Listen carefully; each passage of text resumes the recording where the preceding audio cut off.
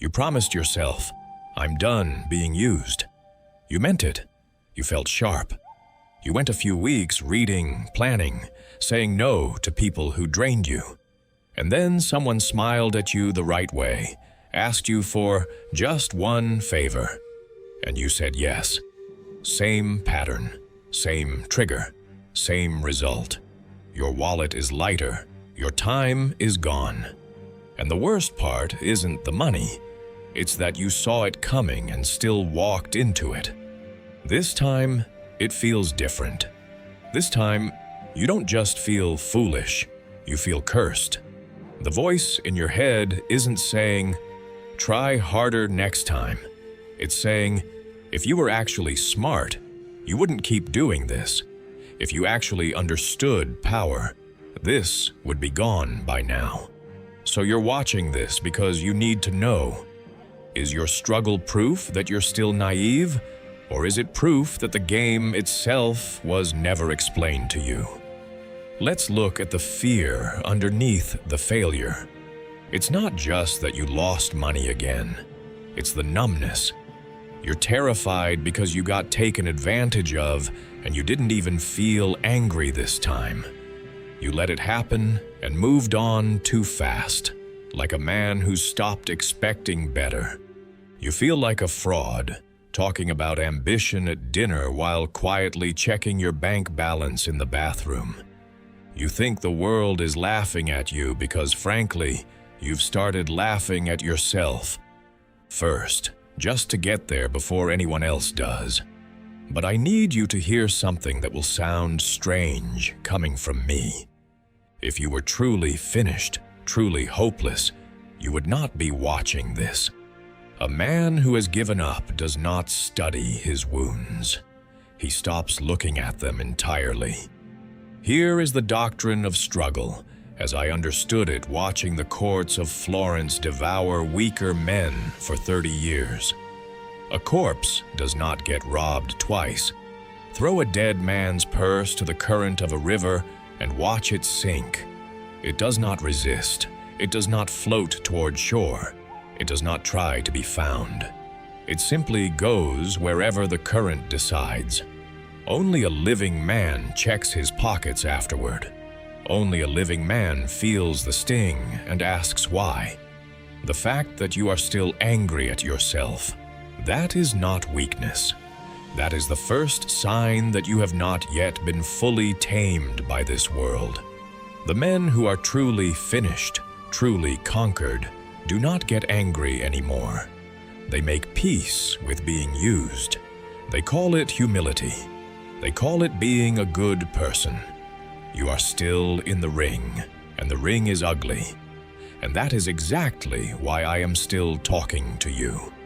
I wrote in The Prince that a ruler must learn how not to be good, in the sense the world means it, because a prince who insists on virtue in every instance will be ruined by those who do not share his scruples. I did not say this to make men cruel. I said it because I watched gentle, well-meaning men hand their cities, their fortunes, and their futures to people who felt no such hesitation. The lamb does not survive among wolves by reciting the virtues of lambs. He survives by understanding what a wolf wants and refusing to be the easiest meal in the field. This was not new in my time. It was not new in Caesar's time. It is not new now, sitting wherever you are, watching a screen. The struggle you feel is not proof you are unfit for this world. It proves only that something in you has not yet been broken into submission and that something is worth protecting. So why can you not stop? If you understand, even a little, why does the same trap keep closing around your ankle? Let me give you the framework, because you are fighting the wrong battle entirely. You are fighting generosity management. The world wants intention clarity. You are trying to stop being used by simply trying to say no more often, by being more careful, by building higher walls. Do not do this. It will not work. and I will tell you why. The mind that fixates on restraint becomes obsessed with the very impulse it is restraining.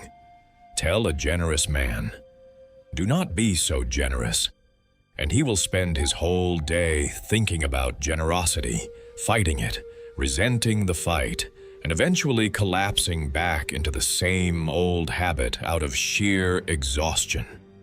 Your relationship with money has become a list of don'ts. Don't trust him. Don't lend that. Don't be naive again. And that is precisely why you are so tired. Restriction breeds obsession. Clarity of purpose dissolves it. You do not stop being exploited by hating the people who exploit you. You stop being exploited by loving your own purpose more than you fear their disapproval. Right now, you are too busy feeling ashamed of your past losses to feel anything like clarity about your future gains. And that is the trap. This is the subtle lie the moralists have sold you, the one that keeps good men poor and easily managed for an entire lifetime. That if you feel guilty enough about wanting more, the universe will eventually reward your humility. You use shame as a kind of payment. You punish your own ambition. You isolate yourself from rooms where real decisions are made, because some old, half-formed religious instinct in you whispers, "Wanting power is dirty. Wanting money is dirty. Sit in the corner for a while and think about what you've done. That is not virtue. That is the most exquisite form of self-sabotage ever invented, dressed up as humility, so you will not notice you have disarmed yourself in a world that has never once disarmed itself for your benefit. I watched the Medici fall and rise on exactly this principle. The ones who survived were not the most pure. They were the ones who refused to let shame about wanting power stop them from acting when action was required. A fortress does not apologize for having walls. Stop apologizing for wanting to be secure. Ambition grows in the light. Shame keeps you small in the dark, telling yourself it's for the best, telling yourself good people don't push too hard, while the people who never believed that story walk past you toward everything you wanted and told yourself you shouldn't have. There is a kind of courage that looks, from the outside, almost like coldness. A bruised hand does not stop reaching simply because it was burned once. A man who has lost money does not stop building simply because the last building collapsed on him. That is you. Bruised, cautious, barely willing to try again. The moralists say, "Stop wanting so much, it's what got you hurt." I say, I know exactly how to wrap careful hands around that same ambition and not get burned twice. So what do you do tonight, when the next person smiles at you the right way, when the next opportunity to be generous against your own interest presents itself, when the old failure threatens to repeat itself in a new costume? Do not run from power. Run toward understanding it. The world wants you to wait until you are completely fearless, completely hardened, before you try again. I am telling you to bring your fear directly into the negotiation. Fortune, I wrote, is like a river that floods the plain when no one has built defenses against it. But when men have prepared their banks and channels in calm weather, the same river does far less damage when the storm finally comes. You do not need to be fearless. You need to have already built the wall before the flood arrives. Strength is not the absence of vulnerability. It is the presence of preparation. You are not invincible, but you are not where you were a year ago. You are still learning the terrain, but you are learning it. And yes, you got taken advantage of again.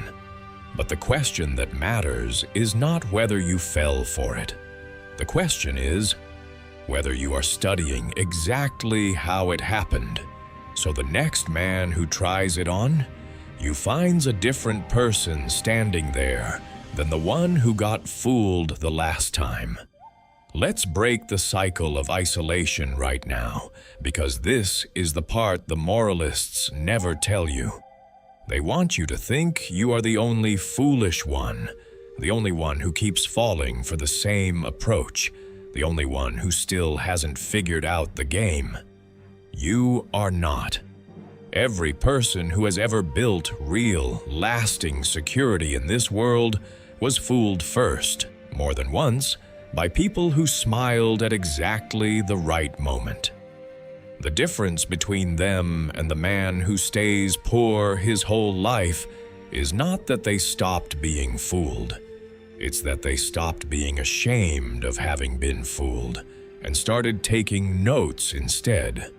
If you are done letting old losses keep you quiet, if you are ready to study power instead of apologizing for wanting it, go to the comments and write this: I am still building. That's it. I am still building. It is a declaration that you have not retreated to the corner to nurse your wounds in silence. It is a signal to every person who has ever profited from your hesitation that the hesitation is ending. A man who has truly given up does not announce anything. He goes quiet and stays quiet.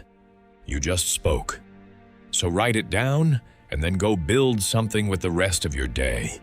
You are not walking this path alone, and you were never meant to study it alone either, regardless of what the people benefiting from your isolation have told you. If you want to go deeper into how power, money, and human nature actually work, beneath the comfortable lies everyone repeats to each other, hit subscribe right now. We are gathering people who refuse to mistake niceness for safety any longer. Join us.